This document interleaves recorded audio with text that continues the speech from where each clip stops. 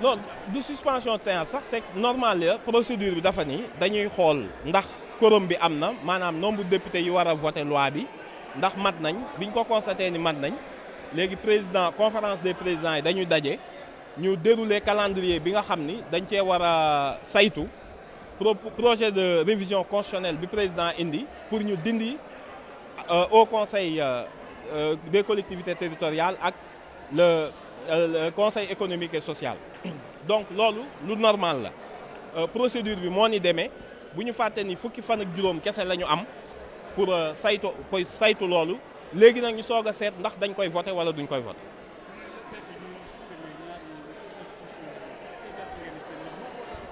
mais c'est normal dans la mesure dafa nekk ci programme mu président de la république président bi muy wax ak sénégalais yi ñu koy fal daf leen ni woon bu ma yéegee dinaa dindi conseil économique et social dinaa dindi au conseil des collectivités territoriales mais du stratégie wala tactique politique parce que promesse de campagne la woon promesse la bu nekk ci programme politique bi beneen bi ci nekk mooy li gën mooy avant ngay examiner loi de finance bu bees bi nga xam ni session bi war na commencer 15 octobre baaxoon na xaalis bi nga xam ni ñii muy fukki milliards ak juróom yi ñu leen doon jox par at nga mën koo dugal ci yeneeni programme donc avant l'ouverture nga supprimer leen moo gën nga bàyyi ba kii bi jot loi de finance bi nga mujj defaat beneen révision constitutionnelle ak ay loi de finance rectificative parce que tant que supprimer woo leen xaalis bi ñu leen doon jox mënoo koo yóbbu ci programme sociaux yi nga xam ni président foofu la ko bëgg a yóbbu.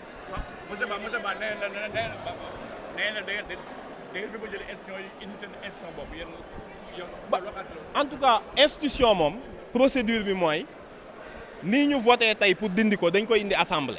donc bu ñu bëggoon indi suñu institution bopp xëy na doon na bokk ci projet de loi bi man comme que gisuma ko ci projet de loi bi mënumaa jàpp ne loolu la ci président bëgg donc institution ku ko bëgg a créer il faut nga réviser constitution avec une majorité particulière qualifiée nga soog ko cee dugal donc pour le moment ñun amuñu majorité boo xam ne mën nañu permettre ñuy dugal ay institutions yu bees ci constitution bi lii ci nekk nag mooy candidat peuple sénégalais ñëpp xam nañ ni li ci président jublu woon mooy appliquer son programme du ay question de stratégie politique ak yooyu benn candidat waxul ni day maintenir institution yooyu te am na yeneen yoo xam ni le conseil dialogue des territoires mais président dindi na ko te amul coow parce que boobu décret rek lañ koy dindi mais yi nga xam ni nag dafa laaj assemblée moo tax président woote tey ni nañ ko assemblée dindil institution yooyu pour que bu loi de finance bi ñu war a examiner ñëw koppar gi nga xam ne waroon nañ leen koo jox ñu mën koo dugal ci programme sociaux wala ci coopérative agricole yi merci. Vous avez parlé déjà, mais honorable Amadou, permettez-moi le résumé en français. Un député avec qui vous avez partagé la coalition Yewwi Askan Wi parle d'une volonté sournoise, c'est-à-dire qui tend vers un éternel recommencement. Vous voulez aujourd'hui supprimer ça pour demain avec d'autres institutions. Est-ce que vous avez un commentaire à faire par rapport à ça? En tout cas, aujourd'hui, je pense que c'est une promesse du président de la République. C'est le programme qu'il a présenté aux Sénégalais.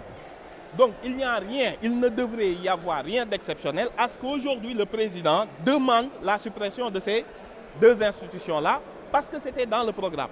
Maintenant, il se trouve que, vu l'imminence de l'examen de la loi de finances, il faut enlever dans le processus de rationalisation qui est en cours.